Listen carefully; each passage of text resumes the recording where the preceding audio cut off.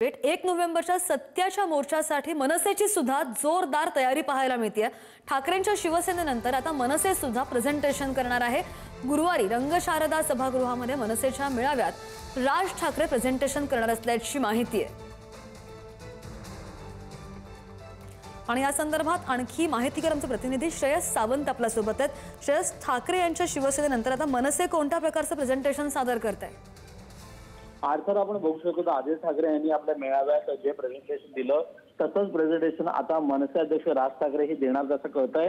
एकंदर पाहायला गेलं तर 1 तारखेच्या मोर्चाच्या अगोदर मनसे पदाधिकाऱ्यांची एक बैठक आहे, त्याला बैठकी म्हणायचं किंवा मेळावा, पण मेळावा स्वरूप येणार आहे कारण रंगशारदाला ती बैठक होणार आहे। आणि त्या बैठकीत मतदार यादीमध्ये जे जे घोळ आहेत ते मनसे अध्यक्ष राज ठाकरे हे प्रेझेंटेशनद्वारे दाखवणार आहेत। आणि हे दाखवल्यानंतर ते लावले तो व्हिडिओ जो मनसे अध्यक्ष राज ठाकरे हे आपल्या अनेक सभेत करतात, तसेच अनेक व्हिडिओ जे आहेत ते सुद्धा ते ते दाखवणार आहेत। त्यामुळे कुठे ना कुठे आता एक वेगळा संच आणि वेगळी ताकद आता मनसे सुद्धा दाखवण्याचा प्रयत्न करते। जो घोळ आहे मतदार यादीत ते युवकांपर्यंत पोहोचवायचं असेल तर प्रेझेंटेशनच्या मार्फतच पोहोचवलं गेलं पाहिजे। जे राहुल गांधींनी केलं, जे आदित्य ठाकरेंनी केलं, आता मनसे अध्यक्ष राज ठाकरे सुद्धा ते करताना आपल्याला दिसतील। उद्या हे प्रेझेंटेशन रंगशारदाला संध्याकाळी 5 वाजता होणार आहे।